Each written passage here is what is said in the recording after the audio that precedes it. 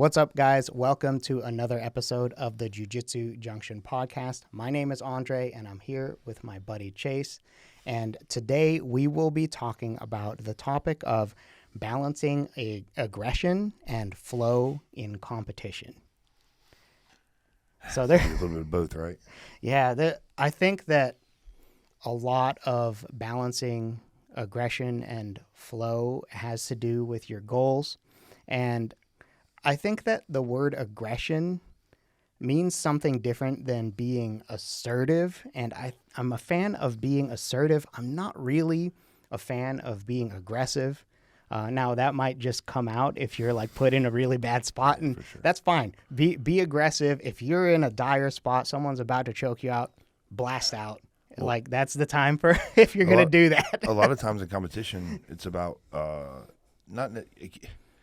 all of my kids that I coach. I talk. I don't want them being aggressive. Aggressive isn't something that I aim for. But and every one of them will tell you. I look at them. Hey, what do we have to do? We have to match their aggression at least. Otherwise, in competitions, a lot of times you don't even get to. And it's happened to me. I go out there like, oh man, I'm gonna have a good roll today. I'm gonna have fun. And the guy's just more aggressive and gets after something, then he stops. And it's like, oh, man, he was just trying to get those 2 points. Or he was just trying to get that. And it's like he was just more aggressive than me. He didn't do anything right. He just barreled over, and I thought it was going to be something different. So I think competition, you have to match aggression to start and then make adjustments. Sorry, keep on, but I just match. Yeah, that's a really good way to put it. Matching the energy of your opponent is crucial, and whether the most disappointing thing is to go be ready to compete, and the other kid's not as good, and he's just more aggressive. But it works. Yeah, being more aggressive a lot of times works. So we strive, but just got to match that energy, match that aggression.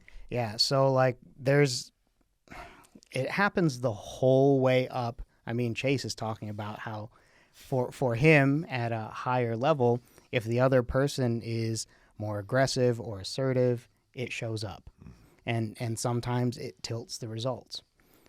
And it happens so much more at beginner to intermediate levels. It's whoever gets to their game first and starts playing, they get to play their game with their assertiveness. They get there first.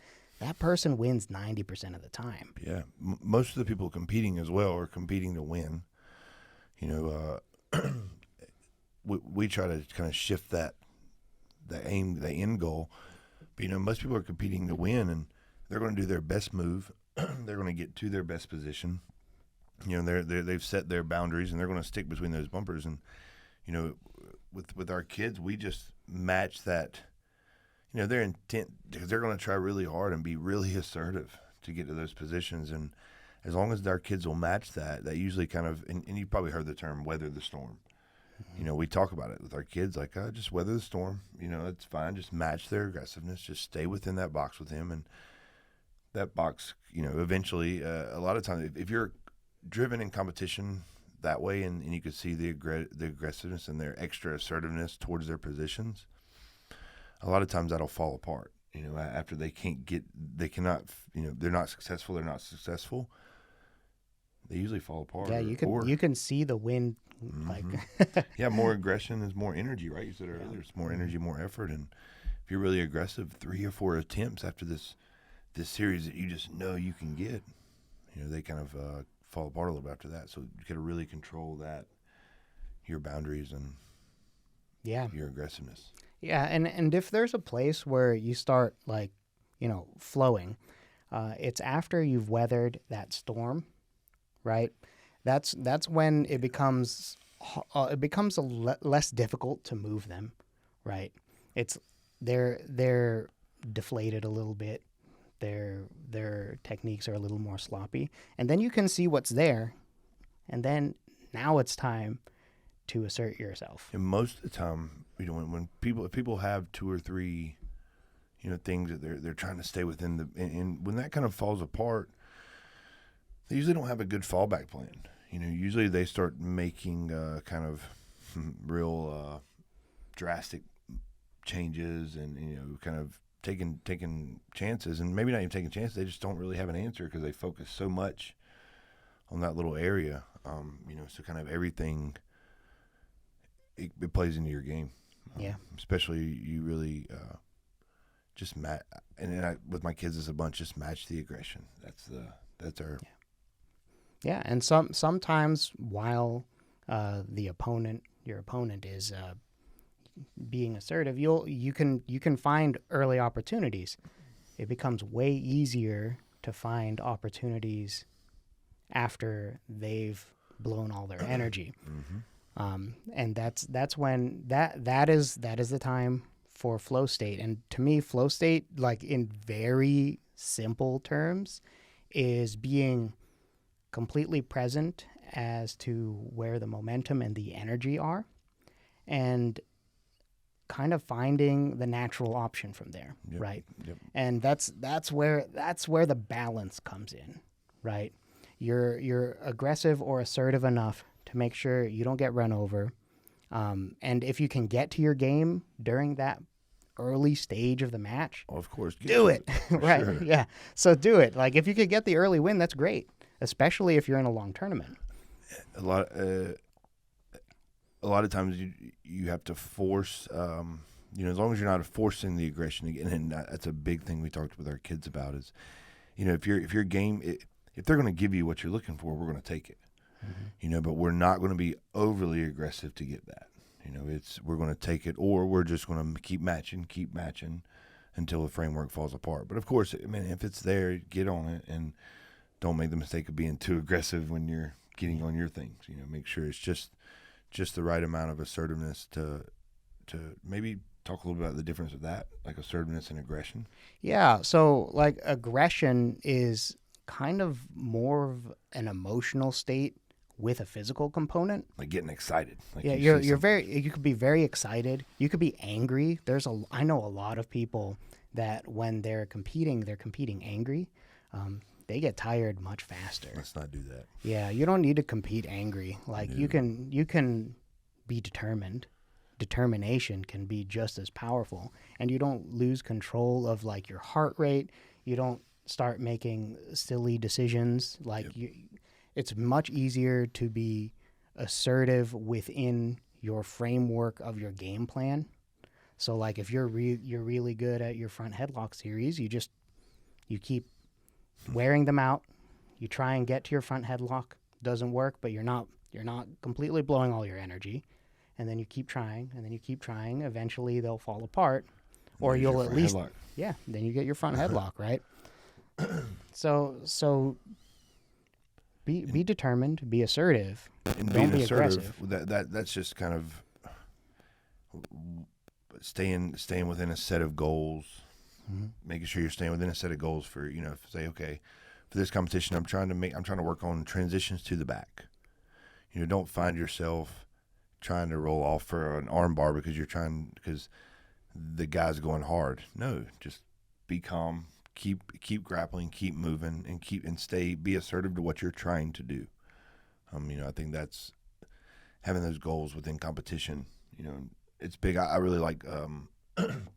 We started talking about this. The assertiveness really sparked thoughts in my head with my kids. I really want them to be assertive of what they do, and that's standing up firm for what they're trying to do and finding it. And in competition, that's of course, that's going to be our big goal. Yeah, for sure. So, sorry.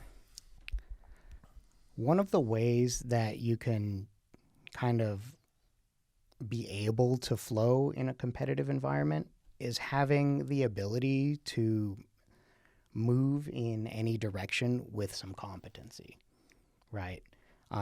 So, like, yes, you can weather the storm, and then maybe you'll get to your A game, but part of having that like flow state is having options in multiple directions. That means being comfortable in anywhere you go, right? Yeah, exactly. Yeah.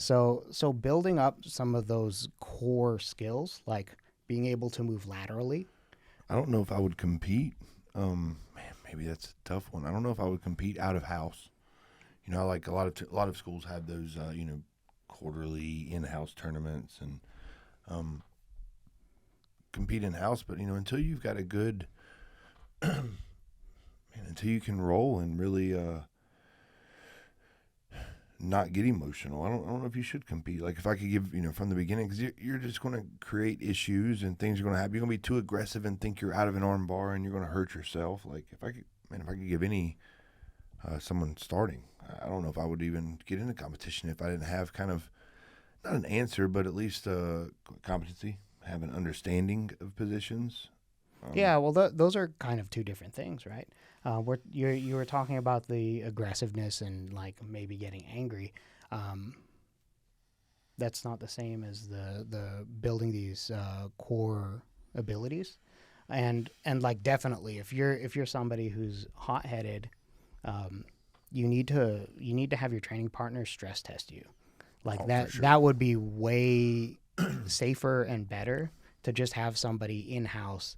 Like come after you competition style. Most schools have a like if you plan to compete, they have a competition practice. Yeah, right? I don't know if that's most schools, but the places that I've trained have. Well, if you don't have that, make sure, right? Like make sure you. Well, say, there's gonna be at least a few people who'll put it on you, right? Yeah, and you got to let them know. Like I figured that, which we're at a school where everybody's competing, so every role is almost like a competition role. Yeah, it doesn't really get too much below 70%. No, but I know I have went to places and the instructors are like, yeah, hey, this is our classes at this time we have our competition practice where roles past 50%.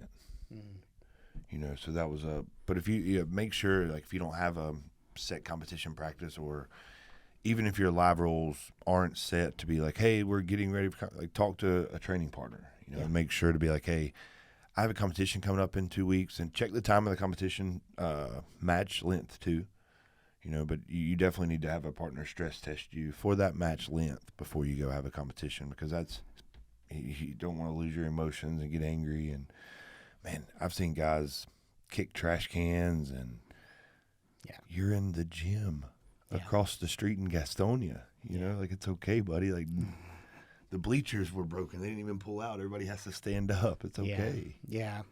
So yeah, definitely get if you need to be stress tested. Stress tested. There we go. And talk to your instructor. They'll be able to pair you with someone who can do that for you.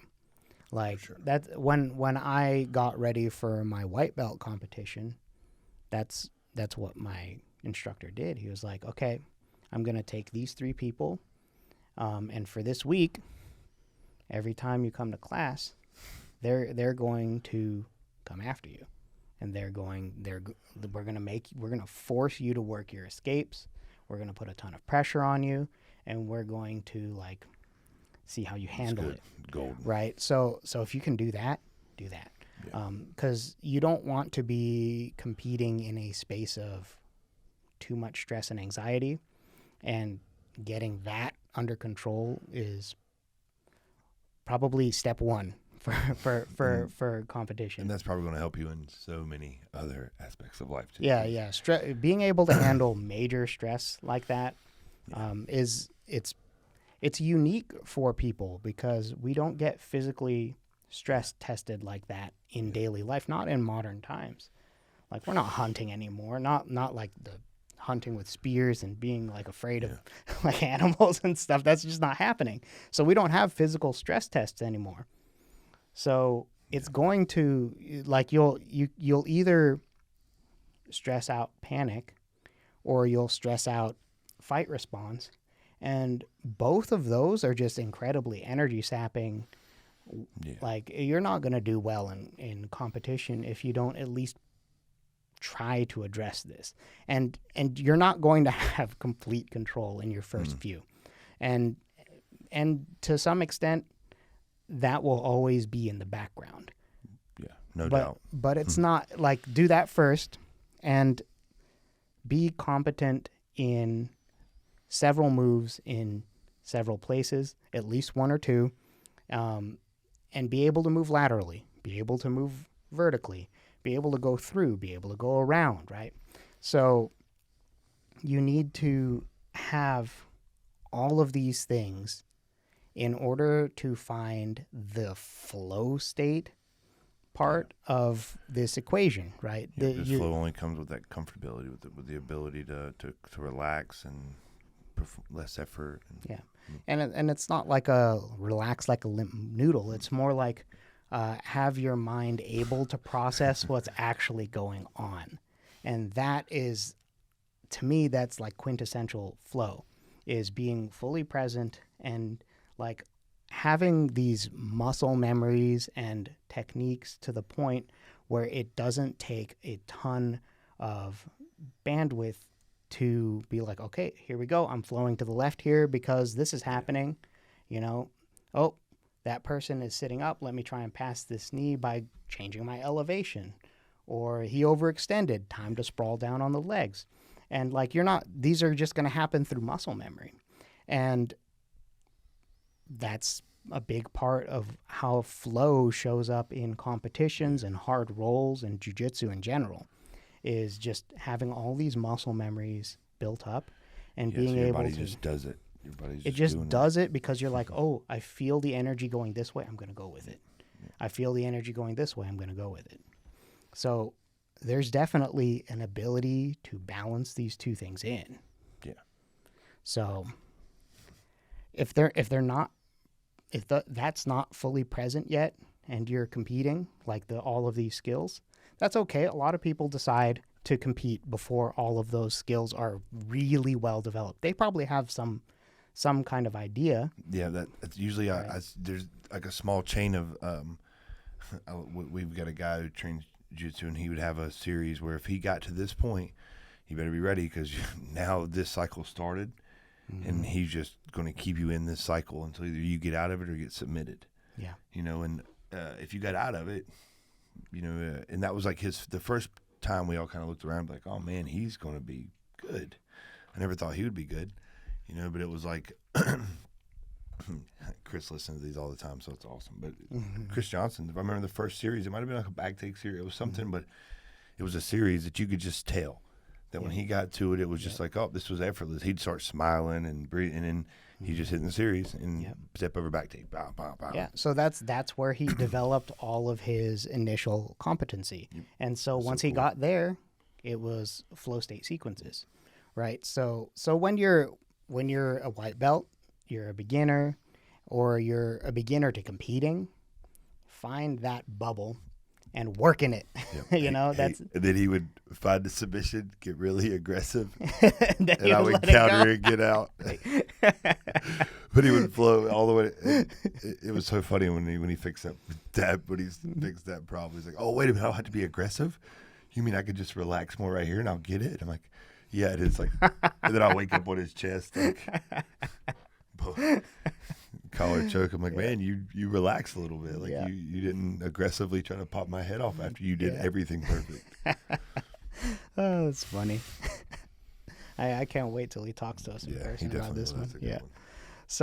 So build up some of that A game, and then like you can flow in there, and then be assertive to get to that A game, right? Yeah. So like that's like a huge part of properly balancing the assertiveness, aggression component with the flow and learning component. Man, that's probably one of the best direct goals, for beginners tournaments, and that's be assertive to get to the place where you are fully competent in the directions they can go, and try to keep it in there. Try to keep it in that state of flow. I like that. That a lot.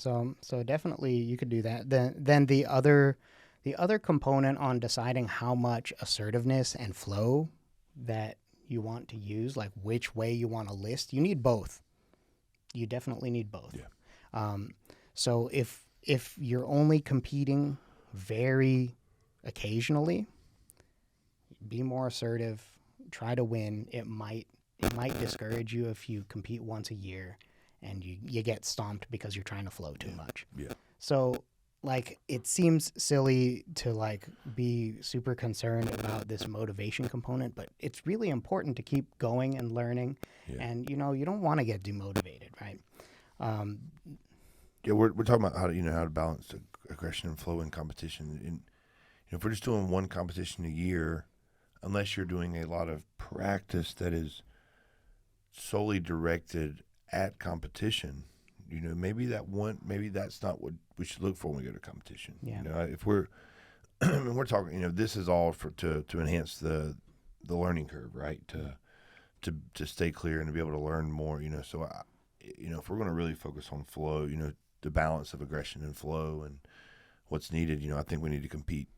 Try to compete as much as possible, or at least get competition style roles.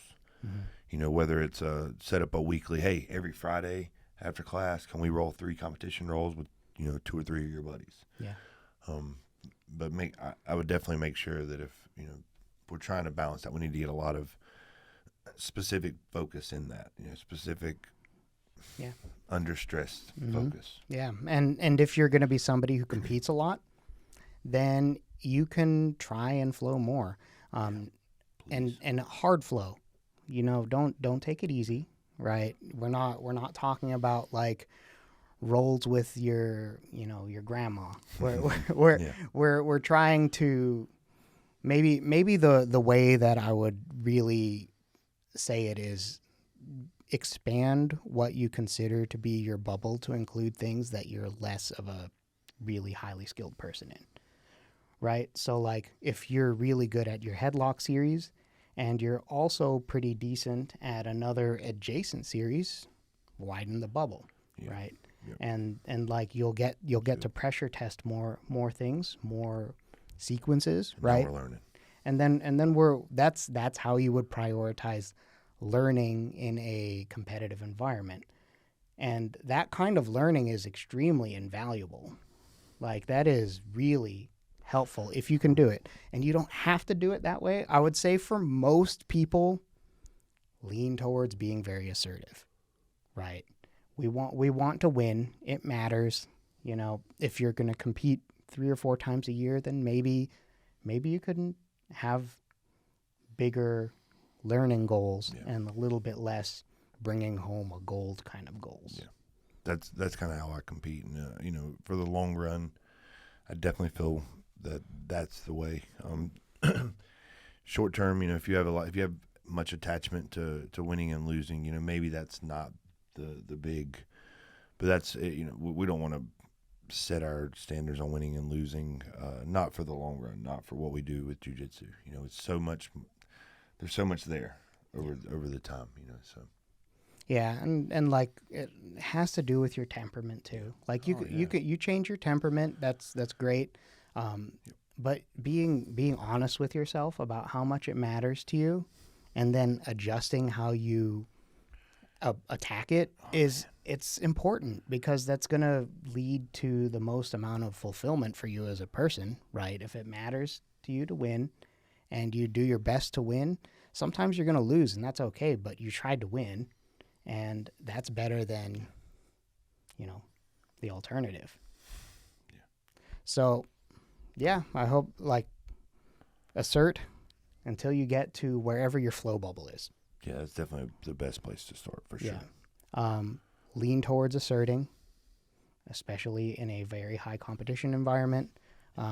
If you can get stress tested, if this is before your first competition, get more stress tests done to you by your training partners.